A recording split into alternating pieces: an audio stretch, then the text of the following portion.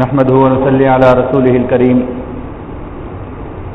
أما بعد فأعوذ بالله من الشيطان الرجيم بسم الله الرحمن الرحيم إنا أعطيناك الكوثر فصل لربك وانحر إن شانئك هو الأبتر صدق الله العظيم. میرے واجب القدر بھائیو دوستو بزرگو، جیسا کہ گزشتہ کئی نشستوں سے قرآن پاک کی آخری 10 آیات کا ترجمہ اور تفسیر ہمارا موضوع ہے، آج جو سورت جس کی تفسیر اور تشریح عرض کرنی ہے وہ سورہ کوثر ہے. انا اعطیناک الکوثر، یہ 3 آیات 12 الفاظ اور 42 حروف پر مشتمل قرآن پاک کی سب سے چھوٹی سورت ہے. قرآن پاک کے اندر جتنی صورتیں بھی نازل ہوئی ان میں آیات کے لحاظ سے سب سے مختصر ترین سورت یہی سورہ کوثر ہے. اور مکہ مکرمہ کی زندگی میں نبی اکرم صلی اللہ علیہ وآلہ وسلم پر یہ سورت نازل ہوئی، اس لیے یہ مکی سورت ہے.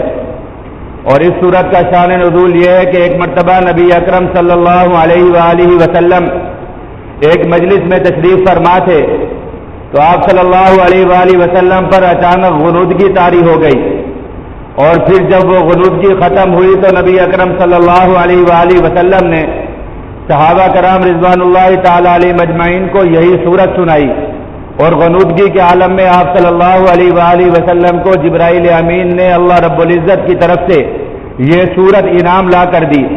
اور اس سورت کا شروع انا اعطیناک الکوثر، کہ بے شک اعطیناک، ہم نے آپ کو عطا کیا، ہم نے آپ کو دے دیا کوثر، یعنی حوض کوثر، نہر کوثر، وہ ہم نے آپ کو عطا فرما دی. اس میں نبی اکرم صلی اللہ علیہ وآلہ وسلم کے لیے ایک بہت بڑے انعام کا ذکر ہے. اسی طریقے سے بعض حضرات نے کہا ہے کہ نبی اکرم صلی اللہ علیہ وآلہ وسلم کے 2 صاحبزادے تھے، قاسم اور عبداللہ، اور وہ آپ صلی اللہ علیہ وآلہ وسلم کی مکی زندگی کے اندر وفات پا گئے، جن کے القاب طاہر اور طیب تھے. تو جب ان کا انتقال ہو گیا تو مشرکین مکہ میں سے عاص بن وائل اور عقبہ بن ابی معیط اور اسی طریقے سے یہودیوں میں سے کعب بن اشرف وغیرہ نے یہ بات کہنا شروع کر دی کہ نبی اکرم صلی اللہ علیہ وآلہ وسلم کی چونکہ اب کوئی نرینہ اولاد نہیں رہی اور ان کا کوئی بیٹا نہیں ہے تو اس لیے ان کی نسل ختم ہو جائے گی اور ان کا دین بھی ختم ہو جائے گا. اس لیے وہ مکہ کی گلیوں میں یہ کہتے پھرتے تھے کہ چند عرصہ گزارا کر لو، چند عرصے کا انتظار کر لو، جب نبی اکرم صلی اللہ علیہ وآلہ وسلم خود دنیا سے چلے جائیں گے تو ان کے پیچھے نہ ان کا کوئی نام لینے والا ہوگا، نہ ان کی کوئی نسل ہوگی، ان کی نسل بھی ختم ہو جائے گی، ان کا دین بھی ختم ہو جائے گا. تو اللہ رب العزت نے آسمانوں سے یہ سورت نازل فرمائی اور اللہ کے نبی کی تسلی کے لیے فرمایا کہ اے پیارے نبی، آپ ان کی باتوں پر پریشان نہ ہوئیے. اللہ رب العزت نے آپ کو بڑے بڑے انعامات دیے ہیں، اور ان انعامات میں سے ایک بڑا انعام یہ ہے انا اعطیناک الکوثر، کہ ہم نے آپ کو حوض کوثر دیا ہے. یعنی قیامت کے دن وہ کوثر کا حوض، وہ کوثر کی نہر کسی کو نہیں ملے گی، وہ صرف آپ کے لیے خاص ہوگی اور آپ کی امت کے لیے خاص ہوگی. اور صرف اتنا ہی نہیں بلکہ ان شانئک هو الابتر، آپ کو دنیا کے اندر یہ کہنے والے لوگ کہ آپ کی نسل ختم ہو گئی، آپ کا نام لینے والا کوئی نہیں ہوگا، یہ تمام کے تمام لوگ ختم ہو جائیں گے، ان کی نسلیں بھی ختم ہو جائیں گی. نبی اکرم صلی اللہ علیہ وآلہ وسلم کی نسل بھی قیامت تک چلتی رہے گی. کروڑوں انسان آپ صلی اللہ علیہ وآلہ وسلم کے نسب میں سے ہوں گے اور کروڑ انسان آپ صلی اللہ علیہ وآلہ وسلم کے دین کو ماننے والے دنیا میں رہیں گے. اللہ رب العزت نے بڑے انعامات فرمائے. تو پہلے انعام کا ذکر فرمایا انا اعطیناک الکوثر، ہم نے آپ کو کوثر دیا. کوثر کثیر سے ہے، یعنی بہت زیادہ کے معنی میں، کہ آپ صلی اللہ علیہ وآلہ وسلم کو اللہ رب العزت نے بہت بڑی بڑی خیریں دی، اور ان خیروں میں سے ایک خیر اور ان نعمتوں میں سے ایک نعمت حوض کوثر بھی ہے. اسی طریقے سے ان نعمتوں میں سے سب سے بڑی نعمت قرآن پاک بھی ہے، جیسا کہ قرآن پاک کی ایک دوسری آیت میں آتا ہے وَمَن يُؤْتِ الْحِكْمَةَ فَقَدْ أُوتِيَ خَيْرًا كَثِيرًا، کہ جس کو اللہ رب العزت نے قرآن پاک کی نعمت دے دی اور قرآن پاک کی سمجھ دے دی، اس کو اللہ رب العزت نے بڑی دولت دے دی، بڑی خیر دے دی اس کو. تو یہ بڑی خیر ہے۔ مفسرین نے لکھا ہے کہ قرآن پاک اللہ رب العزت کی بڑی خیر اور کوثر کو بھی بڑی خیر کہا گیا، اس لیے دنیا کے اندر جو شخص قرآن پاک کی جتنی خدمت کرے گا، قرآن پاک کو جتنا پڑھے گا، جتنا سیکھے گا اور قرآن پاک کی اشاعت کے اندر جتنی محنت کرے گا، قیامت کے دن اللہ رب العزت اس کو حوض کوثر سے اتنا ہی انعام نصیب فرمائیں گے۔ اور حوض کوثر کے بارے میں نبی اکرم صلی اللہ علیہ وآلہ وسلم نے فرمایا، سیدنا ابن عمر رضی اللہ تعالی عنہما کی روایت ہے، فرماتے ہیں نبی اکرم صلی اللہ علیہ وآلہ وسلم نے فرمایا کہ جب میں شب معراج میں معراج کے لیے گیا تو مجھے ایک ایسی نہر نظر آئی کہ جو بہت وسیع اور عریض نہر تھی، جس کا طول اور عرض برابر تھا، اور اس کی مسافت ایک کنارے سے دوسرے کنارے کی مسافت عدن اور ایلا کی مسافت جتنی تھی، یعنی بہت زیادہ تھی۔ اور اس نہر کے کنارے پر موتیوں کے کبے بنے ہوئے تھے، یعنی بڑے بڑے موتیوں کو درمیان میں سے تراش کر بڑے بڑے کبے بنائے گئے تھے، اور اس نہر کا پانی برف سے زیادہ میٹھا اور برف سے زیادہ سفید اور شہد سے زیادہ میٹھا تھا، اور اس نہر کے کنارے پر رکھے ہوئے جام اور لوٹے اور گلاس آسمان کے ستاروں سے زیادہ چمکدار اور تعداد میں بھی آسمانوں کے ستاروں جتنے تھے۔ تو میں نے جبرائیل امین سے پوچھا کہ اے جبرائیل یہ کون سی نہر ہے؟ تو جبرائیل امین نے جواب دیا، یا رسول اللہ صلی اللہ علیہ وآلہ وسلم یہ وہ نہر ہے کہ جو اللہ رب العزت نے آپ کو انعام میں نصیب فرمائی ہے، جس کو کوثر کہا گیا ہے۔ انا اعطیناک الکوثر، ہم نے آپ کو کوثر نصیب فرمائی۔ سیدنا ابو ہریرہ رضی اللہ تعالیٰ عنہ کی روایت ہے، فرماتے ہیں نبی اکرم صلی اللہ علیہ وآلہ وسلم نے فرمایا کہ کوثر وہ نہر ہے کہ جس کے ایک کنارے کسی دوسرے کنارے تک کی مسافت ایک مہینے کی مسافت سے زیادہ ہے، اور وہ اللہ رب العزت نے میرے لیے خاص فرمائی ہے، اور میں قیامت کے دن اپنی امت کے آنے سے پہلے اس کے کناروں پر پہنچ جاؤں گا، اور میں اپنی امت کے لوگوں کو اس میں سے پانی پلاؤں گا، اور دیگر امت کے لوگوں کو اس طرح اس پر سے بھگاؤں گا جیسا کہ کوئی شخص اپنی چراگاہ سے دوسروں کے جانوروں کو بھگاتا ہے۔ یعنی یہ امت محمد صلی اللہ علیہ وآلہ وسلم کے لیے خاص ہوگا۔ صحابہ کرام نے پوچھا، یا رسول اللہ صلی اللہ علیہ وآلہ وسلم آپ اس وقت اپنی امت کے لوگوں کو کس طرح پہچانیں گے؟ تو نبی اکرم صلی اللہ علیہ وآلہ وسلم نے فرمایا کہ میں اپنی امت کے لوگوں کو ان کے اعضائے وضو سے پہچانوں گا، کہ ان کے وضو کی جگہ یعنی ان کی پیشانیاں اور ان کے ہاتھ وغیرہ کہ جن کو وہ وضو کے اندر دھوتے ہیں وہ چمک رہے ہوں گے، اور اس چمک سے میں اپنی امت کو پہچان لوں گا۔ یعنی کہ امت کے وہ لوگ کہ جو کثرت کے ساتھ وضو کرتے ہیں اور نمازیں ادا کرتے ہیں، ان کو اللہ رب العزت حوض کوثر سے پانی نصیب فرمائیں گے۔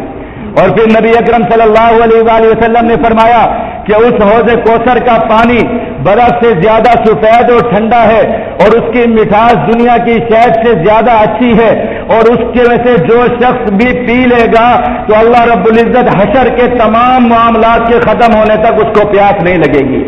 حشر کا میدان کے جہاں پر سوا نیزے کی بلندی پر سورج ہوگا، کوئی پوچھنے والا نہیں ہوگا، نفسا نفسی کا عالم ہوگا، پیاس اور بھوک کی وجہ سے تھکان ہوگی، ایسے موقع پر اللہ رب العزت کی طرف سے امت محمد صلی اللہ علیہ وآلہ وسلم کے وہ لوگ کہ جو دنیا کے اندر نمازیں ادا کرتے ہیں، جو وضو کرتے ہیں، اللہ رب العزت کی اطاعت کرتے ہیں، ان کو اللہ رب العزت قیامت کے دن ساقی کوثر نبی اکرم صلی اللہ علیہ وآلہ وسلم کے ہاتھوں سے جام کوثر پلائیں گے۔ اللہ رب العزت ہم سب کو نصیب فرمائے۔ اسی طرح سیدنا ابن عباس رضی اللہ تعالیٰ عنہما کی روایت ہے، فرماتے ہیں نبی اکرم صلی اللہ علیہ وآلہ وسلم نے فرمایا کہ اللہ رب العزت مجھے قیامت کے دن کوثر دیں گے، اور وہ کوثر کی نہر اس کی مسافت عدن اور ایلا کی مسافت سے زیادہ ہوگی، یعنی بہت بڑی نہر ہوگی، اور اس کے کناروں پر رکھے ہوئے جام اور برتن آسمان کے ستاروں کی تعداد میں ہوں گے۔ اس کا پانی بہت میٹھا اور ٹھنڈا ہوگا اور بالکل شفاف ہوگا، اور اس کے پینے والے کی پیاس اللہ رب العزت حشر کے میدان کے تمام مراحل میں ختم کر دیں گے۔ اور پھر نبی اکرم صلی اللہ علیہ وآلہ وسلم نے فرمایا کہ سب سے پہلے میرے پاس جو لوگ جام پینے کے لیے آئیں گے اور جن کو میں حوض کوثر سے جام پلاؤں گا، وہ میری امت کے وہ فقراء اور مہاجرین ہوں گے کہ جن کے بال بکھرے ہوئے ہوتے ہیں اور جن کے چہروں کی رنگت اڑی ہوئی ہوتی ہے۔ صحابہ کرام نے پوچھا، یا رسول اللہ وہ کیسے لوگ ہوتے ہیں کہ جن کو آپ قیامت کے دن سب سے پہلے جام کوثر پلائیں گے؟ اللہ کے نبی نے فرمایا وہ میری امت کے وہ غریب اور مسکین لوگ ہوں گے کہ جن کے بال ان کے فقر اور مسکینی کی وجہ سے جن کے بال بکھرے رہتے ہیں، یعنی وہ اپنے بالوں کو نہیں سنوار سکتے، وہ فقیر لوگ ہوں گے۔ آج دنیا کے اندر انسانوں کو فقر بہت برا لگتا ہے کہ ہم فقیر ہو گئے، مالداروں کو نظریں اٹھا اٹھا کر دیکھتے ہیں، لیکن اللہ رب العزت کے یہاں اس فقر کی بہت قدر ہے۔ اس لیے نبی اکرم صلی اللہ علیہ وآلہ وسلم نے دنیا کے اندر اس فقر کو اختیار فرمایا۔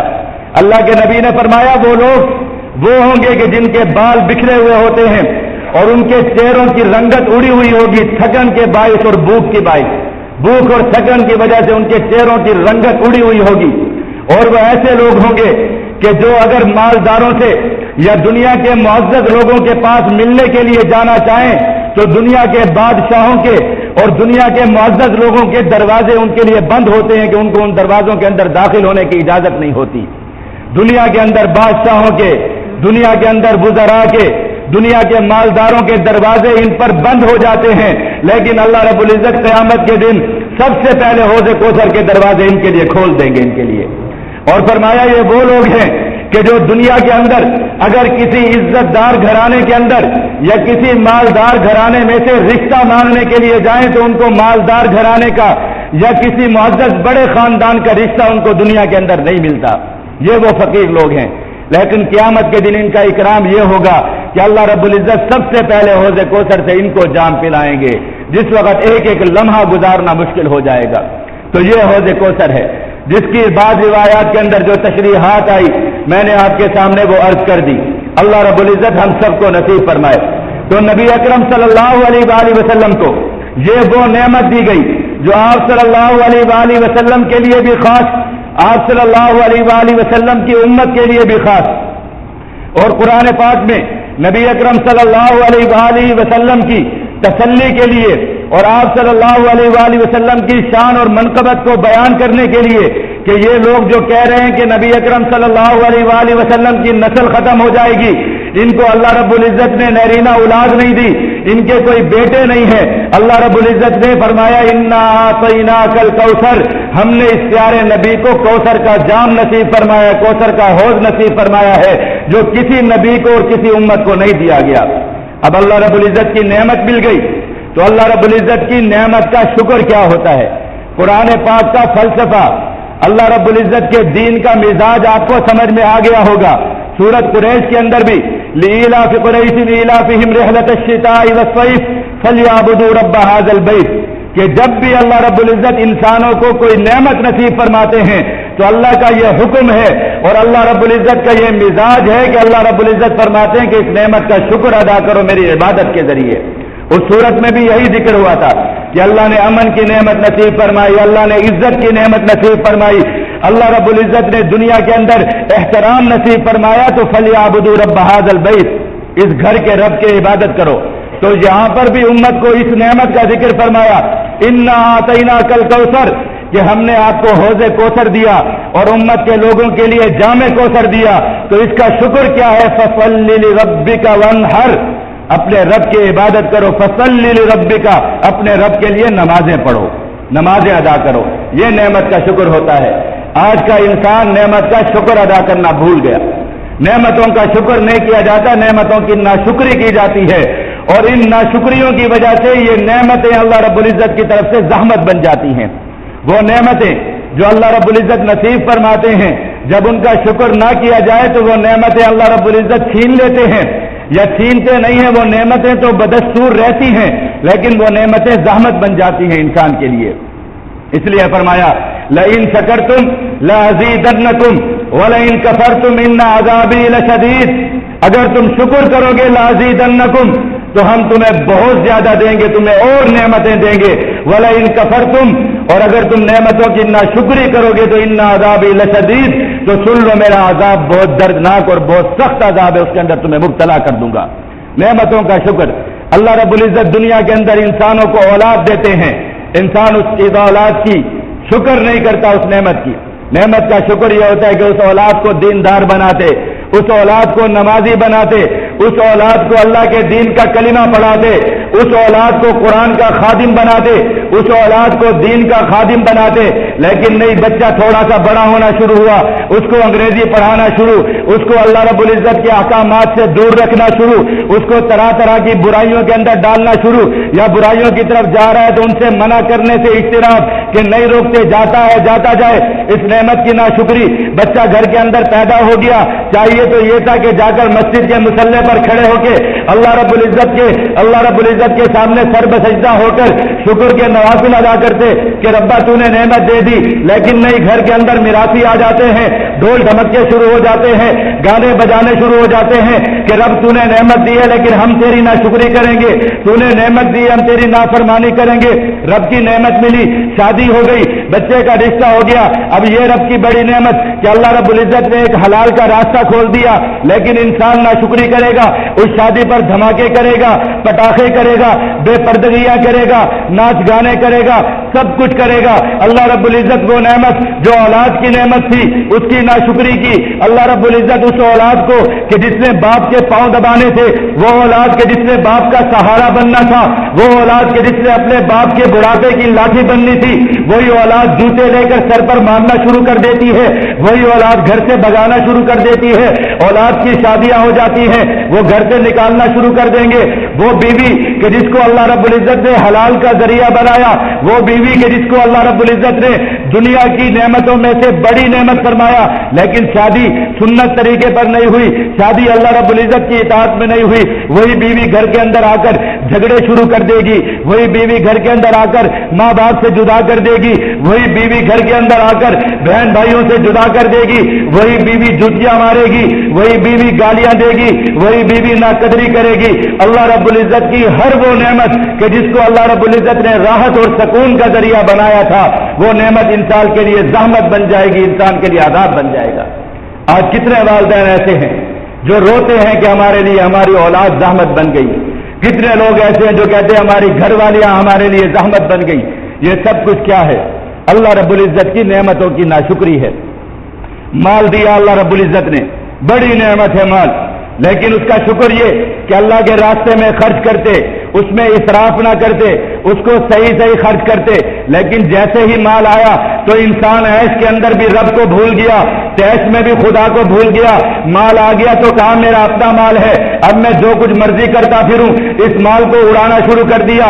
शादियों के अंदर, रसूमात के अंदर, दुनिया के इसराफ के अंदर अल्लाह रब्बुल इज्जत के इस माल को बड़े बड़े अखराजात के अंदर लगाना शुरू कर दिया। ना अल्लाह के दीन पर लगाया, ना अपनी जान पर लगाया, बस यही समझा अयाशियों पर, नुमाइशों पर, आसाइशों पर, इन चीजों पर लगाते गए। वो माल इंसान के लिए इतना बड़ा आजाब बन गया कि दुनिया के अंदर भी इंसान को रात के साथ नहीं रहने देता, कि रात को जब इंसान सोता है तो उसको नींद नहीं आती। खतरा यह होता है कि कोई आकर माल ले जाएगा या मार डालेगा। घर से बाहर निकलता है तो खतरा यही होता है कि कोई माल छीन कर ले जाएगा, या कोई माल की खातिर गोली मार जाएगा, या कोई माल को लूटने के लिए बच्चों को अगवा करके ले जाएगा। यही माल दुनिया के अंदर भी आजाब बन गया और कब्र का भी आजाब बन जाएगा। अल्लाह की नेमतों का शुक्र बड़ी चीज है। तो कुरान पाक का फलसफा यही है। सूरत कुरैश के अंदर भी यही, अब सूरत कौसर भी आपके सामने है। तो फरमाया इन्ना आतैना कल कौसर, हमने आपको हौज़े कौसर नसीब फरमाया। इसका शुक्र यह है फसल्लि लिरब्बिका वन्हर, अपने रब के लिए नमाजें पढ़ें, नमाज अदा करें। यह फरीदा है, नमाज हर मुसलमान पर फर्ज है, हर मुसलमान पर नमाज फर्ज है। और ऐसा फर्ज है कि जिसके बारे में फुक़हाए किराम में से, अइम्माए किराम में से, 4 अइम्माए किराम में से 3 अइम्माए किराम का मुत्तफिका फैसला यह है कि जो शख्स भी जानबूझकर एक नमाज को भी छोड़ दे, वो शख्स इस्लाम से खारिज हो जाता है और काफिर हो जाता है। इमाम अबू हनीफा रहमतुल्लाह अलैह का मसलब यह है कि जो शख्स नमाज को छोड़ने वाला हो, उस शख्स को बंद कर दिया जाए, हत्ता यतूब औ यमूत, यहां तक कि वो तौबा कर ले या उसी कैद के अंदर मर जाए। नबी अकरम सल्लल्लाहु अलैहि वसल्लम ने फरमाया मन तरक सलातन मुतअम्मिदन फक़द खरज मिनल मिल्ला, कि जिस शख्स ने भी एक नमाज को जानबूझकर छोड़ दिया वो मिल्लत इस्लाम से खारिज हो गया। और इसी तरीके से नबी अकरम सल्लल्लाहु अलैहि वसल्लम ने इरशाद फरमाया اپنی سچی زبان سے ارشاد فرمایا، اللہ کے نبی نے فرمایا کہ جو شخص کسی ایک نماز کو قضا کر دے اس کے وقت سے، اور پھر اس کو قضا کر کے ادا بھی کر دے، یعنی اس کی قضا ادا کر لے، تو تب بھی اس کو اللہ رب العزت قیامت کے دن اس نماز کو قضا کرنے پر ایک حقب تک جہنم میں جلائیں گے۔ حضرت علی رضی اللہ تعالیٰ عنہ فرماتے ہیں کہ ایک حقب کا مطلب ہے دنیا کے 80,000 سال تک وہ جہنم کے اندر جلے گا، ایک نماز کو چھوڑنے کی وجہ سے۔ آج نمازیں اسلام سے نکل گئی، مسلمانوں سے نکل گئی، مسلمانوں کی زندگیوں سے نکل گئی۔ آج ہمارے سامنے ہماری اولاد نمازیں چھوڑتی رہتی ہے، ہمیں اتنی تکلیف نہیں ہوتی کہ جیسے ان کے پاؤں کے اندر کانٹا لگنے سے ہمیں تکلیف ہو جاتی ہے، اور کتنا بڑا جرم کرتے ہیں۔ تو فرمایا فصلی لربک، اپنے رب کے لیے نماز پڑھو، ونحر، اور اپنے رب کے لیے قربانی دو۔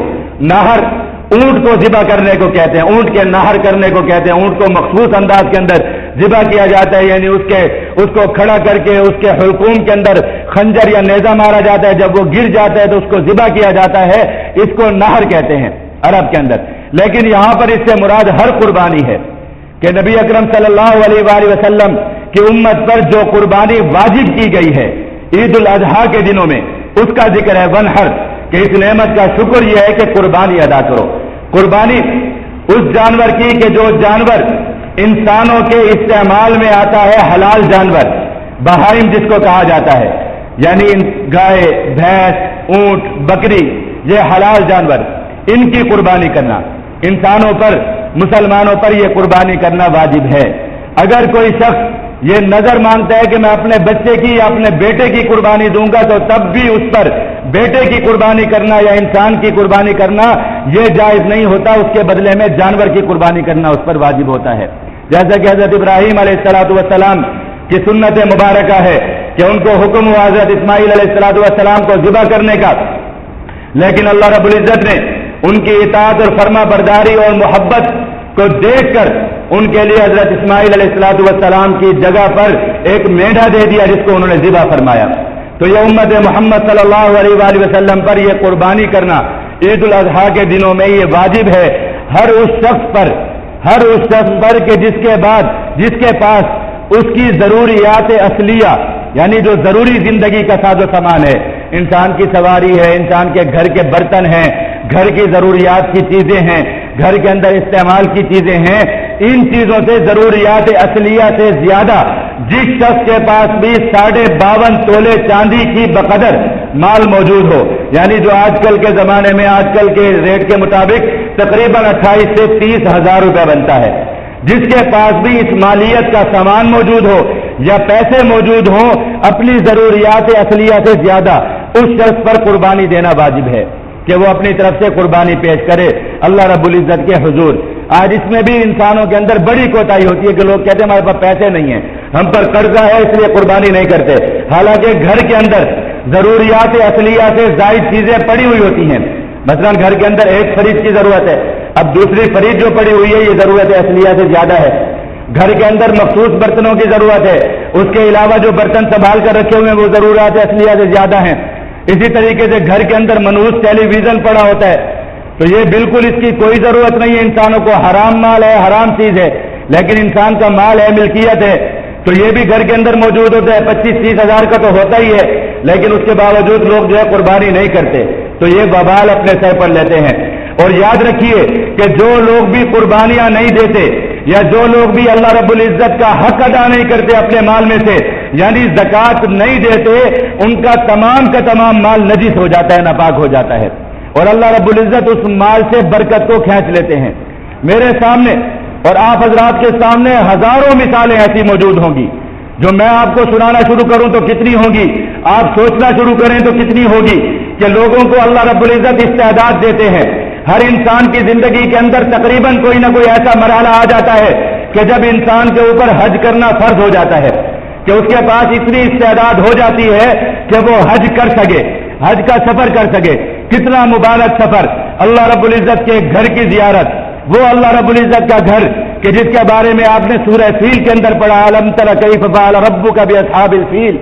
اللہ رب العزت نے جس گھر کی حفاظت آسمانوں سے فرمائی، اس گھر کی زیارت، مقام ابراہیم کی زیارت، صفا مروہ کے چکر، نبی اکرم صلی اللہ علیہ وآلہ وسلم کے روضہ اقدس پر حاضری، سلام عرض کرنا، اتنی بڑی بڑی نعمتیں اللہ رب العزت نے وہاں پر رکھی ہیں، اور وہ انسان پر فرض ہو جاتا ہے، ہر انسان پر، تقریباً اکثر لوگوں پر جو سرکاری ملازم ہوتے ہیں ان کو جب پینشن کا پیسہ ملتا ہے تو ان پر حج فرض ہو جاتا ہے کہ اتنا موجود ہوتا ہے کہ جس سے آرام سے حج کر سکتے ہیں.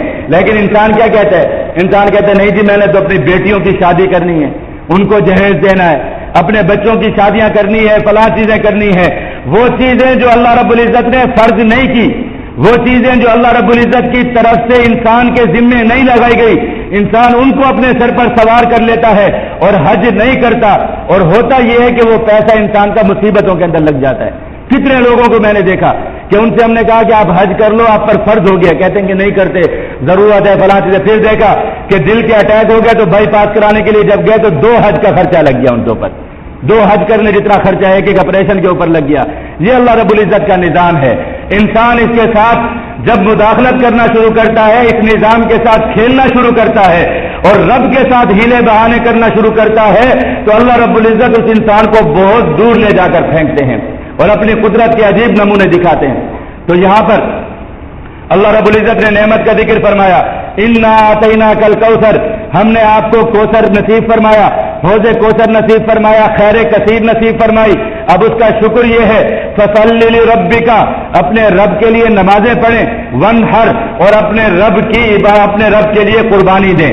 ان شانئک ھو الابتر، آخری آیت نبی اکرم صلی اللہ علیہ وآلہ وسلم کی تسلی کے لیے کہ اے پیارے حبیب، آپ کو جو لوگ یہ کہہ رہے ہیں کہ آپ کی نسل ختم ہو جائے گی، آپ کا دین ختم ہو جائے گا، ان بے شک شانئک، آپ کا دشمن، آپ پر باتیں کرنے والا، ھو الابتر، بے شک وہ بے اصل ہے، اس کی کوئی اصل نہیں ہے، اس کا کوئی وجود نہیں ہے، وہ ختم ہونے والا ہے، وہ ابتر ہے، وہ بدترین ہے، وہ ختم ہونے والا ہے، وہی ختم ہونے والا ہے. نہ آپ کا نسب ختم ہونے والا ہے، نہ آپ کا دین ختم ہونے والا ہے. اس لیے نبی اکرم صلی اللہ علیہ وآلہ وسلم کا دین بھی باقی، آپ صلی اللہ علیہ وآلہ وسلم کی اولاد بھی باقی. اللہ رب العزت نے نبی اکرم صلی اللہ علیہ وآلہ وسلم کو بیٹے نہیں دیے، لیکن اللہ نے نبی اکرم صلی اللہ علیہ وآلہ وسلم کو بیٹیاں دی، اور ان بیٹیوں سے اللہ رب العزت نے آپ صلی اللہ علیہ وآلہ وسلم کے سلسلہ نسب کو اتنا عام کیا کہ آپ کا خاندان ہر زمانے کے اندر بڑے خاندانوں میں سے رہا. اس لیے کہ نبی اکرم صلی اللہ علیہ وآلہ وسلم نے ایک مرتبہ سیدنا حسین رضی اللہ تعالیٰ عنہ کو اپنے پاس بلا کر لوگوں میں اعلان کر کے فرمایا کہ لوگوں دیکھو یہ حسین ہے، اور یہ حسین صرف من الاصابیت، کہ یہ قبیلوں میں سے ایک قبیلہ ہے کہ اللہ رب العزت ان کی نسل سے قبیلوں کو جاری کریں گے. الحمدللہ آج دنیا کے اندر دیکھ لیجئے نبی اکرم صلی اللہ علیہ وآلہ وسلم کا سلسلہ نسب بھی موجود، آپ کی اولاد بھی موجود. الحمدللہ ان کو دیکھ کر لوگوں کی آنکھیں بھی ٹھنڈی ہوتی ہیں.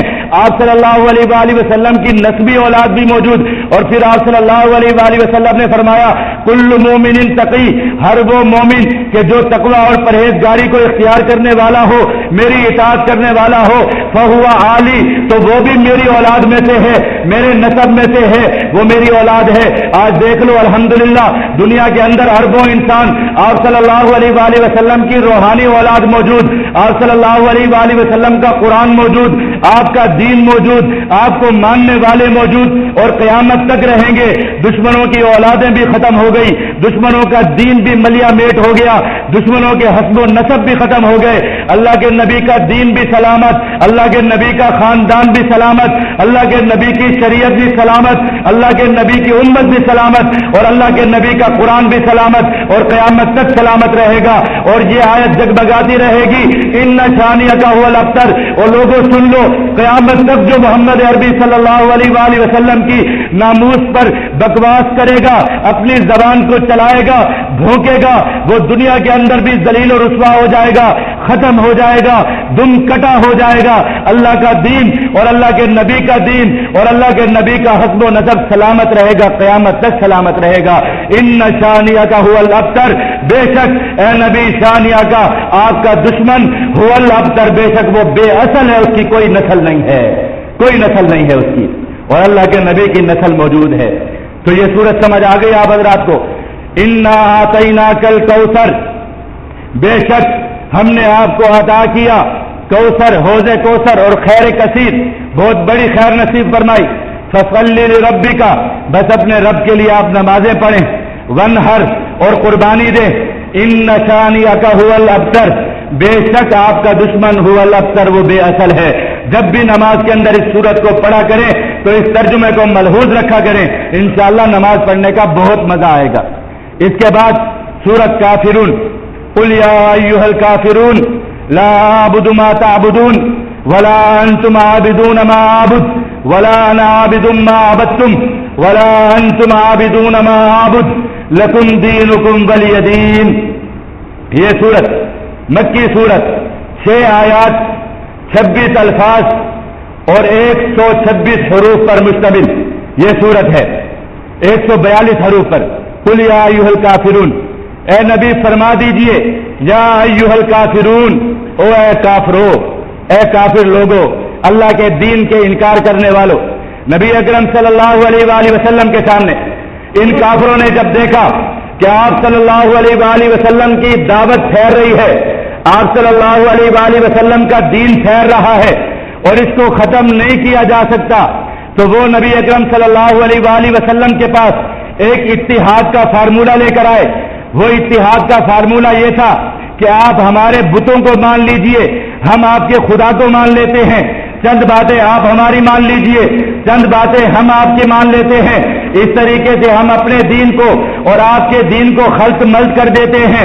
آپ ہماری مان لیجئے، ہم آپ کی مان کر چلیں گے تو ہمارا تنازع ختم ہو جائے گا. جیسا کہ آج کل کے پینٹ کوٹ والے فلاسفر، آج کل کے ٹی وی چینلوں پر بیٹھنے والے دانش مرد اور آج کل کے ماڈریٹ لوگ بھی یہی کچھ کہتے ہیں کہ کافروں کے ساتھ مذاکرات کرو، کافروں کے ساتھ بیٹھ کر کچھ باتیں کرو. آج کل کے علماء میں سے بھی چند ایک لوگ کہ جن کو مغرب زدہ لوگ، کہ جن کو مغرب کی تھوڑی سی چمک دمک، ان کافروں کی تھوڑی سی طاقت، ان کافروں کی چھوٹی موٹی حکومتیں، ان کافروں کے بنائے ہوئے طیارے، ان کافروں کے بنائے ہوئے بم جن کو ڈراتے ہیں، وہ بھی یہ کہتے ہیں کہ دین اسلام اور عیسائیت کے درمیان کوئی ہم ضابطۂ اخلاق بناتے ہیں، ہمیں عیسائیت کے درمیان اور اسلام کے درمیان کوئی فرق نظر نہیں آتا. یہ عقل کے اندھے لوگ ہیں. خدا کی قسم، اسلام اور عیسائیت کے اندر اتنا فرق ہے جتنا کہ ایک انسان اور خنزیر کے درمیان ہو سکتا ہے، اس سے بھی زیادہ فرق ہے. لیکن آج کہا یہ جاتا ہے کہ مل بیٹھ کر بات کرتے ہیں. اللہ کے نبی سے بھی انہوں نے یہی کہا کہ مل بیٹھ کر بات کرتے ہیں. آپ ہماری عزت کیا کریں، ہم آپ کی عزت کرتے ہیں. آپ ہمارے بتوں کا اکرام کیا کریں، ہم آپ کے رب کا اکرام کرتے ہیں. آپ ہمارے مندروں کا احترام کیا کریں، ہم آپ کے بیت اللہ کا احترام کرتے ہیں. اللہ کے نبی نے فرمایا کہ نہیں، قرآن نے فرمایا کہ نہیں، ایمان والے کی شان یہ نہیں، مسلمان کی شان یہ نہیں، دین اسلام کی شان یہ نہیں ہے کہ دین اسلام کسی کے سامنے جھک کر آئے، یا دین اسلام اپنے علاوہ کسی کو مان کر آئے، یا دین اسلام کسی کے سامنے جھک کر آئے، یا دین اسلام کسی کے سامنے خلط ملط ہو کر آئے. ایسا نہیں ہے. دین اسلام اللہ کا واضح دین ہے. دین اسلام آسمانوں سے اترا ہوا دین ہے، اور یہ کافر دنیا کے دھتکارے ہوئے لوگ ہیں. اللہ کے نبی سے فرمایا کہ آپ ان کافروں کے لیے اپنی زبان کو بھی نرم نہ فرمائیں. قل، آپ فرما دیجئے، یا ایھا الکافرون، او اے کافرو، کافر لوگوں، کافر کہیں آپ ان کو. آج کہتے ہیں ان کافروں کو کافر نہ کہو. کیوں نہ کہیں؟ کیا کہیں ان کو؟ اپنے ابا جی حضور کہیں؟ نہیں کہہ سکتے. کافر ہیں یہ لوگ، کافر ہیں. جب رب کا انکار کرنے والے ہیں تو کافر ہیں.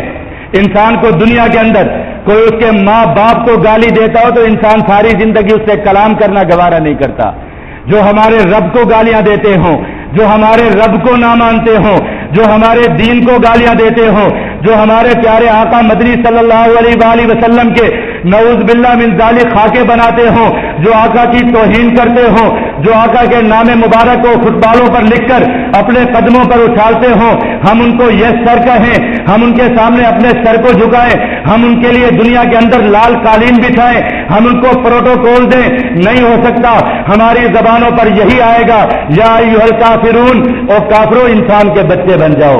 قل یا ایھا الکافرون. اللہ کے نبی سے کہا گیا کہ آپ ان کے ساتھ کوئی معاہدہ مت کیجیے، ان کا اور آپ کا دین برابر نہیں ہو سکتا. جب یہ سورت نازل ہوئی تو مشرکین مکہ بڑے فصیح و بلیغ تھے، عربی کو سمجھتے تھے، کلام کے سیاق و سباق کو بھی سمجھتے تھے. کلام کے رموز کو بھی سمجھتے تھے، کلام کے معانی کو بھی سمجھتے تھے، وہ سمجھ گئے کہ اب اعلان جنگ ہو رہا ہے۔ یہ سورت جب نازل ہو گئی تو اعلان جنگ ہو رہا ہے، اب کفر اور اسلام کی جنگ ہونے والی ہے۔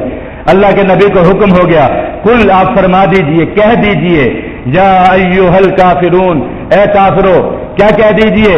لا اعبد ما تعبدون، لا اعبد، میں نہیں عبادت کرتا، ما تعبدون، اس کی جس کی تم عبادت کرتے ہو، میں اس کی عبادت نہیں کرتا۔ تم لات منات عزا کی عبادت کرتے ہو، میں اس کی عبادت نہیں کرتا، میں اپنے رب کی عبادت کرتا ہوں۔ اللہ کے نبی اکرم صلی اللہ علیہ وآلہ وسلم کا مزاج یہی تھا۔ آج لوگوں کو بتایا جاتا ہے کہ اسلام کا کوئی نمونہ پیش کرو، ان کافروں کے سامنے جاؤ، جب ان کافروں کے پاس جا کر بیٹھتے ہیں تو یہ کافر ہم سے سوال کرنا شروع کر دیتے ہیں کہ اپنا ایمان بتاؤ، اپنا اسلام بتاؤ، اپنے نبی کا اخلاق بتاؤ، اپنے صحابہ کرام کی زندگیاں بتاؤ، تو ہم ان کو بتاتے ہوئے ڈرتے ہیں کہ ہمارے نبی بدر کے اندر کھڑے تھے، ہمارے نبی نے احد کے اندر تلوار چلائی تھی، ہمارے نبی نے احزاب کے اندر تمہارے لشکر کو بھگایا تھا، ہمارے نبی نے بنو قریظہ کے اندر تمہیں کاٹ کاٹ کر کنووں کے اندر پھینکا تھا، ہمارے نبی نے خیبر کے اندر تم پر چڑھائیاں کی تھی، ہمارے نبی تبوک کے لیے نکلے تھے، ہمارے نبی نے حنین اور طائف کے اندر تمہیں مارا تھا، ہمارے نبی مکہ کے اندر 10,000 کے لشکر جرار کے ساتھ بیت اللہ شریف کے اندر فاتح بن کر داخل ہوئے تھے۔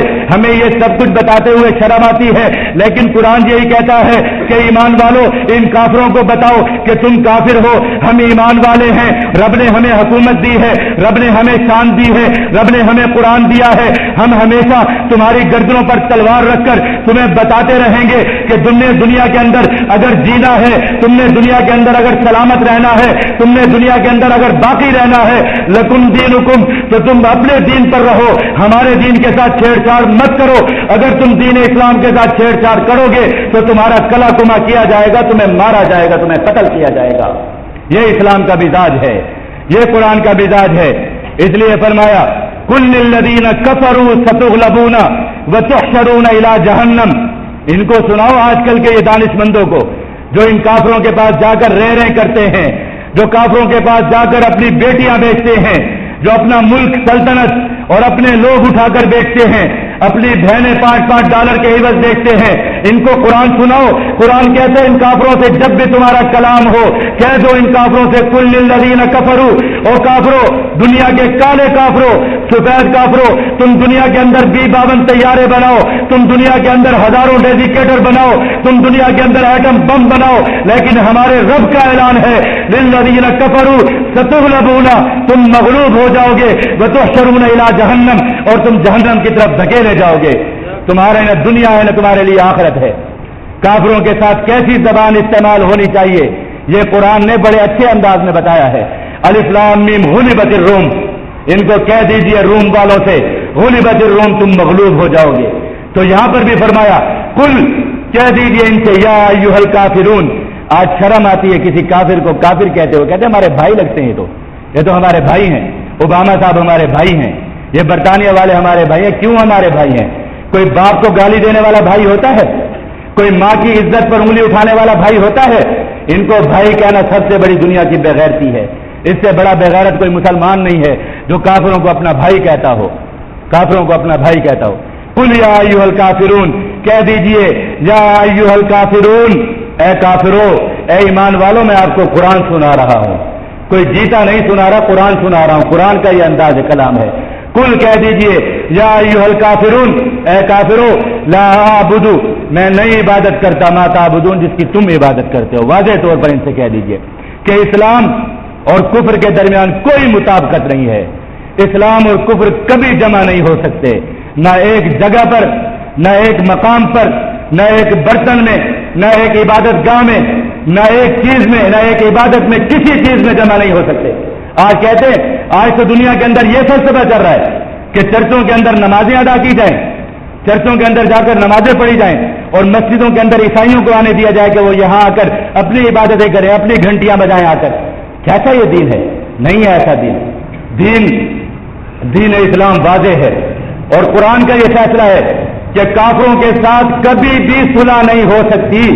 اب آپ کہیں گے کہ یہ جھوٹ بول رہا ہے، صلح حدیبیہ ہوئی تھی، نبی اکرم صلی اللہ علیہ وآلہ وسلم کے معاہدے ہوئے تھے، ہاں ضرور ہوئے تھے، وہ صلح نہیں تھی، وہ سیز فائر تھا، جس کو عارضی صلح کہا جاتا ہے. کفر اور اسلام کی کبھی ہمیشہ کی صلح نہیں ہو سکتی. یہ اللہ کے دین کا فلسفہ ہے, یہ قرآن کا حکم ہے. وَإِن جَنَحُوا لِلسَّلْمِ فَاجْنَحْ لَهَا. اس لیے جہاں پر بھی قرآن پاک کے اندر کافروں سے صلح کا ذکر ہوا, وہاں پر صلح کا لفظ نہیں آیا, وہاں پر سلم کا لفظ آیا ہے, یعنی عارضی صلح کا, کہ کسی ملک کے کافروں کے ساتھ, کسی علاقے کے کافروں کے ساتھ محدود مدت کے لیے صلح کر لی جائے. ان سے کہا جائے کہ ٹھیک ہے تم بھی تیاری کرو, ہم بھی تیاری کرتے ہیں, پھر میدان سجے گا اور لڑیں گے تمہارے ساتھ آ کر. ان کے ساتھ کوئی معاہدہ کر لیا جائے. ہمیشہ کی صلح نہیں ہو سکتی. نبی اکرم صلی اللہ علیہ وآلہ وسلم نے اس لیے جب سورہ برات نازل ہوئی, وہ سورت کیا تھی؟ برات من اللہ ورسولہ الا الذین عاہدتم من المشرکین. یہ کیسی سورت تھی؟ اس کے اندر بھی مشرکوں سے, کافروں سے, ایمان والوں کو کیسے مخاطب ہونا چاہیے, کس طرح ان سے خطاب کرنا چاہیے, کیسے ان سے مذاکرات کرنے چاہیے, اس کا طریقہ بتایا گیا. وہ طریقہ کیا تھا؟ سورت نازل ہوئی, نبی اکرم صلی اللہ علیہ وآلہ وسلم نے حج کے موقع پر سیدنا علی رضی اللہ تعالیٰ عنہ کو بھیجا اور فرمایا کہ جا کر تمام مشرکین مکہ کو اور تمام دنیا کے مشرکوں کو یہ سورت سنا دو, براۃ من اللہ ورسولہ, کہ اللہ اور اس کا رسول تم سے بری ہیں. فسیحوا فی الارض اربعۃ اشہر, جاؤ گھومو پھرو زمین کے اندر, اربعۃ اشہر, 4 مہینے تک خوب کھاؤ پیو, پلو جا کر گھوڑے تیار کرو, تلواریں تیار کرو, نیزے تیار کرو. فاعلموا انکم غیر معجز اللہ, لیکن یہ جان لو کہ تم اللہ کی طاقت کو نہیں للکار سکتے, اللہ کے مقابلے میں نہیں کھڑے ہو سکتے. 4 مہینے بعد تمہارے خلاف اعلان جنگ ہوگا, تمہارے خلاف جہاد ہوگا. یہ قرآن کا انداز ہے, یہ قرآن کا طرز کلام ہے ان کافروں کے خلاف. تو یہاں پر بھی اس صورت کے اندر بھی یہی طرز, یہی بتایا گیا. قل یا ایھا الکافرون, آپ کہہ دیجئے ان کافروں سے, لا اعبد ما تعبدون, میں نہیں عبادت کرتا اس کی کہ تم جس کی عبادت کرتے ہو. ولا انتم عابدون ما اعبد, پھر تاکیداً فرمایا ولا انتم, اور تم بھی, ولا انتم عابدون, اور تم بھی عابدون نہیں عبادت کرتے, ما اعبد اس کی جس کی میں عبادت کرتا ہوں.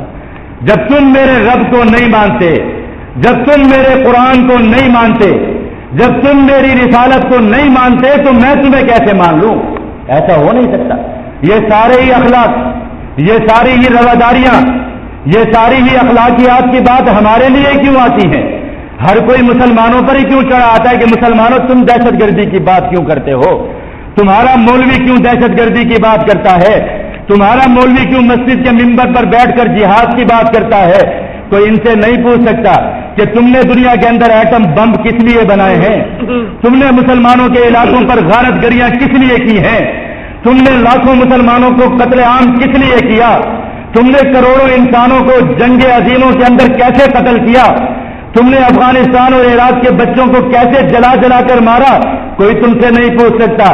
تم سب ہم ہی سے کہتے ہو کہ نیچی رکھ نگاہ اپنی, سب ہم سے کہتے ہیں کہ تم بکری کے بچے بن کر رہو, اور ہم کہتے ہیں کہ ہاں ٹھیک ہے, آپ ہمیں ڈالر دیتے ہو, آپ ہمیں پاؤنڈ دیتے ہو, آپ ہمیں قرضے اٹھا کر دیتے ہو, اس لیے جیسا آپ فرمائیں گے ویسا ہوگا. ایسا نہیں ہوگا. قرآن بھی سلامت رہے گا, اور قرآن تمہیں کہتا رہے گا قل یا ایھا الکافرون, او کافرو لا اعبد ما تعبدون, ہم نہیں عبادت کرتے اس کی جس کی تم کرتے ہو. ولا انتم عابدون ما اعبد, اور تم عبادت نہیں کرتے اس کی جس کی ہم کرتے ہیں. ولا انا عابد ما عبدتم, اور پھر فرمایا ولا انا عابد ما عبدتم, اور میں نہیں عبادت کرتا اس کی جس کی تم کرتے ہو. اس میں فاعل کے صیغے کے ساتھ فرمایا. دوبارہ اس لیے فرمایا کہ اس کا مطلب یہ ہے کہ اس میں کوئی زمانے کی قید نہیں ہے. اللہ کے نبی فرما رہے ہیں کہ نہ میں تمہارے جن کے تمہارے جو معبود ہیں, نہ میں ان کی عبادت کرتا تھا, نہ کرتا ہوں, نہ کبھی کروں گا, قیامت تک نہیں کروں گا. ولا انا عابد ما عبدتم ولا انتم عابدون ما اعبد, اور تم بھی نہیں عبادت کرتے اس کی کہ جس کی میں عبادت کرتا ہوں. لکم دینکم ولی دین, اس لیے ہمارے پاس یہ فارمولے مت لے کر آؤ, ہمارے پاس یہ ضابطے اخلاق مت لاؤ کہ ہم عیسائیت اور اسلام کو یا شرک اور اسلام کو خلط ملط کر دیں. لکم دینکم, تمہارے لیے تمہارا دین ہے, تمہیں اس کی دنیا کے اندر بھی سزا ملے گی, آخرت کے اندر بھی سزا ملے گی. ولی دین اور ہمارے لیے ہمارا دین ہے کہ جس کا صلہ ہمیں قیامت کے دن جنتوں کی صورت میں ملے گا. اور دنیا کے اندر وانتم الاعلون ان کنتم مومنین، اگر ہم ایمان والے رہے تو اللہ رب العزت ہمیں حکومتیں بھی دے گا، غلبہ بھی دے گا اللہ رب العزت ہمیں. لکم دینکم، تمہارے لیے تمہارا دین ہے، ولی دین ہمارے لیے ہمارا دین ہے. یہ ضابطہ اخلاق ہے کہ ہمارے دین سے چھیڑ چھاڑ نہ کرو، ہمارے دینی معاملات کے اندر مداخلت مت کرو، ہمارے بچوں کو کافر بنانے کی کوشش مت کرو، ہمارے گھروں کے اندر کفر کے نظام کو لانے کی کوشش مت کرو. اگر ایسا کرو گے تو پھر تمہارے خلاف اعلان جنگ ہے. تم اپنے اپنے گھروں کے اندر رہو، اپنی اپنی عبادت گاہوں کے اندر رہو، مسلمانوں کو جزیہ دو، مسلمانوں کے ساتھ امن کے ساتھ رہو، تب مسلمان تمہارے ساتھ نہیں چھیڑے گا، تب مسلمان تمہارے مال کی بھی حفاظت کرے گا، مسلمان تمہاری جان کی بھی حفاظت کرے گا. لیکن اگر تم مسلمان کے دین کے ساتھ چھیڑو گے تو مسلمان تمہارا وہ حشر کرے گا جو مسلمانوں نے میدان بدر کے اندر کیا تھا. مسلمان تمہارا وہ حشر کرے گا مسلمان نے جو بنو قریظہ کے میدان کے اندر تمہارے ساتھ کیا تھا. لکم دینکم ولی دین، یہ ضابطہ اخلاق بتا دیا. پھر آج کا کافر کیا کر رہا ہے؟ آج کا کافر کیا اسلام کے ساتھ چھیڑ چھاڑ نہیں کر رہا؟ کر رہا ہے چھیڑ چھاڑ. ہمارے مسلمانوں کو کافر بنا رہا ہے، ہمارے بچوں کو کافر بنا رہا ہے. اللہ کے نبی نے تلوار اٹھائی اور نبی اکرم صلی اللہ علیہ وآلہ وسلم نے جہاد کیا، اور اس جہاد کے ذریعے اللہ کے نبی نے ایسا امن قائم کیا کہ جس امن کی مثال دنیا کے اندر کوئی پیش نہیں کر سکتا. نہ آج کا امریکہ، نہ آج کا یورپ. یہ امریکہ اور یورپ جس نظام کو آج دنیا کے اندر لے کر پھر رہے ہیں، جاؤ جا کر دیکھو، اخبارات اٹھا کر دیکھو، ان کا یہ نظام جانوروں سے زیادہ بدتر ہے. میں پرسوں فیصل آباد کے اندر تھا، مجھے ایک امریکہ سے آئے ہوئے مولوی صاحب نے کہا، کہتے ہیں مجھے امریکہ کے اندر ایک سینیٹر ملا ہے، اس سینیٹر نے مجھ سے 2 باتیں کی ہیں، وہ باتیں بڑی میرے دل کو لگی ہیں اور میں اس کو جواب نہیں دے سکا. میں نے کہا حضرت کیا باتیں کی اس نے؟ کہتے ہیں ایک تو اس نے یہ کہا کہ پاکستان کے اندر بد امنی اور پاکستان کے انحطاط کا سبب یہ ہے کہ پاکستان کے پاس، پاکستان کے لوگوں کے پاس دینی قیادت موجود نہیں ہے، اور دوسری وجہ یہ ہے کہ پاکستان کے لوگوں کے اندر جو ان کا معاشرہ ہے وہ مہذب معاشرہ نہیں ہے، کہ ان کے اندر کوئی تہذیب ہو، ان کے اندر کوئی اخلاق ہو. وہ تہذیب سے بہت دور ہیں، تعلیم سے بہت دور ہیں، اس وجہ سے پاکستان کے اندر امن نہیں ہو رہا. کہنے لگے میں اس کے سامنے شرمندہ ہو گیا. میں نے کہا اللہ کی شان ہے کہ آپ اس کے سامنے شرمندہ ہو گئے. کہتے ہیں اور اس کو کیا کہتا؟ میں نے کہا اس سینیٹر سے آپ پوچھتے کہ تو یہ کہہ رہا ہے کہ پاکستان کے اندر دینی قیادت موجود نہیں ہے، تو اس سے پوچھتا کہ تو عیسائی ہے، تیری عیسائیت کو ہم اچھے طریقے سے جانتے ہیں، نہ تیری عیسائیت کے آگے کا پتہ، نہ تیری عیسائیت کے پیچھے کا پتہ. تیری عیسائیت کے چرچوں کے اندر بیٹھے ہوئے پادری، ہر سال تم ان پادریوں کو چرچوں سے اس لیے نکال دیتے ہو کہ وہ چرچوں کے اندر آنے والی بچیوں کے ساتھ اور بچوں کے ساتھ بدکاریاں کرتے ہیں. اپنے چرچوں کو تم فروخت کرتے ہو اور تم کہتے ہو کہ مسلمانوں کے پاس دینی قیادت نہیں. اور آج تک تم دنیا کو کوئی عیسائیت نہیں بتا سکے کہ عیسائیت کس چیز کا نام ہے، عیسائیت کی کتاب کیا ہے، عیسائیت کی عبادت کیا ہے، عیسائیت کے معاملات کیا ہیں، عیسائیت کا قانون کیا ہے، عیسائیت کا دستور کیا ہے، عیسائیت کا منشور کیا ہے. تم کچھ نہیں بتا سکتے. آؤ ہماری مسجد کے اندر آؤ، ایک بچے کو کھڑا کروں گا، خدا کی قسم پورا قرآن تمہیں شروع سے آخر تک سنا دے گا. تم کہتے ہو کہ مسلمانوں کے پاس دینی قیادت نہیں ہے، تمہیں آج تک یہ پتہ نہیں کہ تمہاری انجیل ہے کون سی، متا ہے، مرکز ہے، یوحنا ہے، لوکا ہے، کون سی ہے. آؤ آ کر یہاں پر مسجد کے اندر آؤ. تم قرآن پاک کی ایک آیت کی زبر اور زیر غلط کرو، تمہیں 25 بندے بتائیں گے کہ تم نے غلط پڑھی ہے. تم کہتے ہو مسلمانوں کے پاس دینی قیادت نہیں ہے. الحمدللہ مسلمانوں کے پاس دینی قیادت موجود ہے. مسلمانوں کے کو ایک ایک چیز کا پتہ ہے. مسلمان کو تو یہ بھی پتا ہے کہ ہم نے ناخون کیسے کاٹنے ہیں. مسلمان کو تو یہ بھی پتا ہے کہ نہانے کا سنت طریقہ کیا ہے. مسلمان کو تو یہ بھی پتا ہے کہ مسجد سے باہر نکلنے کا سنت طریقہ کیا ہے. مسلمان کو تو یہ بھی پتا ہے بازار کے اندر چلنے کا طریقہ کیا ہے، بازار کے اندر رہنے کا طریقہ کیا ہے، دکانداری کا طریقہ کیا ہے، جانوروں کے ساتھ معاملات کا طریقہ کیا ہے، انسانوں کے ساتھ معاملات کا طریقہ کیا ہے، اپنے رشتوں کے ساتھ، رشتہ داروں کے ساتھ معاملات کا طریقہ کیا ہے. مسلمان کو ہر چیز کا پتا ہے. تم جانوروں جیسی زندگی گزارے، تمہیں کسی چیز کا پتا نہیں ہے. تم ہمیں کہتے ہو کہ تمہارے پاس دینی قیادت نہیں ہے. میں نے کہا مولانا کیا آپ کو سمجھ میں نہیں آئی کیا بات؟ کہنے لگے ہاں یہ تو میرے ذہن میں نہیں آیا. اور میں نے کہا جو آپ کو مہذب معاشرہ بتا رہا تھا، اس مہذب معاشرے کی کسی خاتون کو پکڑ کر آپ اس سے پوچھتے کہ بیٹی یا بی بی تو یہ بتا کہ رات کو اگر تو اپنے کمرے کے اندر اپنے بھائی کے ساتھ سو جائے تو کیا تجھے اس بات کا امن ہوتا ہے کہ تیرا بھائی تیرے ساتھ بدکاری نہیں کرے گا یا تیری عزت پر ہاتھ نہیں ڈالے گا؟ تو اس چیز کی ضمانت دے سکتی ہے؟ خدا کی قسم کوئی نہیں دے سکتا. اتنا بےہودہ معاشرہ ہے. اور الحمدللہ میں نے کہا ہمارے معاشرے کا ایک ان پڑھ جاہل مزدور بھی جب کسی گھر کی چھت کے اوپر چڑھتا ہے تو وہ اعلان کرتا ہے کہ پردے داروں، پردے والوں پردہ کر لو، درخان مزدور کوٹھے پر چڑھ رہا ہے. میں نے کہا تم ہمارے معاشرے کی بات کرتے ہو جہاں کا جاہل انسان بھی پردہ داریوں کے اصول کو سمجھتا ہے، اور تم یہ کہتے ہو کہ پاکستان کے اندر بدامنی ہے. پاکستان کے اندر بدامنی تم نے کی، تم نے یہاں کے حکمرانوں کو ڈالروں کے عوض خریدا، تم نے یہاں کے لوگوں کو پیسہ دے دے کر یہاں کے لوگوں کو مروایا، پورے پاکستان کو بدامنی کے اندر ڈال دیا.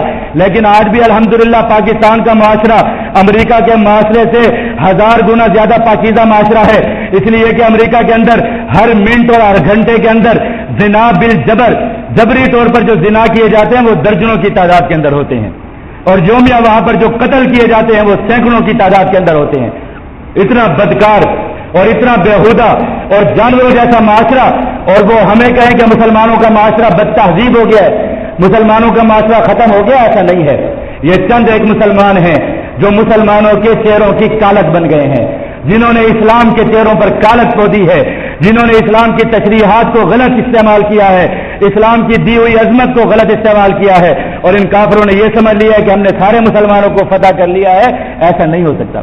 تو قرآن کی زبان میں آپ کو سنا رہا ہوں. قل یا ایھا الکافرون، آپ کہہ دیجئے یا ایھا الکافرون، ترجمہ یاد کر لیجئے. یا ایھا الکافرون، اے کافرو، لا اعبد ما تعبدون، میں نہیں عبادت کرتا اس کی جس کی تم کرتے ہو، ولا انتم عابدون ما اعبد، اور تم عبادت نہیں کرتے اس کی جس کی میں کرتا ہوں، ولا انا عابد ما عبدتم، اور میں نہیں عبادت کرتا ہوں نہ کروں گا اس کی کہ جس کی تم کرتے ہو، ولا انتم عابدون ما اعبد، اور تم بھی اس کی عبادت نہیں کرتے جس کی میں کرتا ہوں.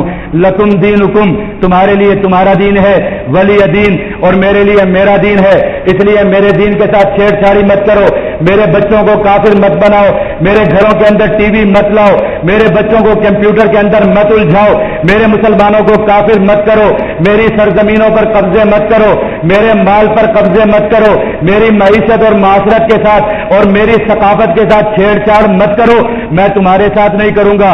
اگر تم میدان کے اندر آؤ گے تو ہم بھی میدان کے اندر آئیں گے، اور میدانوں کے اندر تمہارے ابو جہل نے بھی، تمہارے ابو لہب نے بھی، تمہارے عقبہ بن ابی معیط نے بھی، تمہارے بڑے بڑے نامور سپہ سالاروں نے اسلام کو آزمایا ہے، آج تک آزماتے چلے آ رہے ہیں. تمہارے بش نے بھی آزمایا ہے، تمہارے ٹونی پلیئر نے بھی آزمایا ہے. الحمدللہ اسلام ہر جگہ پر سرخرو رہا ہے، اسلام ہر جگہ پر فاتح رہا ہے، اور قیامت تک فاتح رہے گا، اس لیے کہ یہ اللہ کے نبی کا اسلام ہے، اللہ کے حبیب کا اسلام ہے. لکم دینکم ولی دین، تمہارے لیے تمہارا دین ہے، ولی دین، میرے لیے میرا دین ہے. تم مجھے جینے دو، میں تمہیں جینے دوں گا، تم مجھے چھیڑو گے میں تمہیں دنیا سے تباہ و برباد کر دوں گا. وآخر دعوانا الحمدللہ رب العالمین. یہ سورہ کافرون آپ حضرات کے سامنے اس کی تفسیر ہوئی. اس کی فضیلت احادیث کے اندر اس سورت کی بہت زیادہ فضائل آئے ہیں.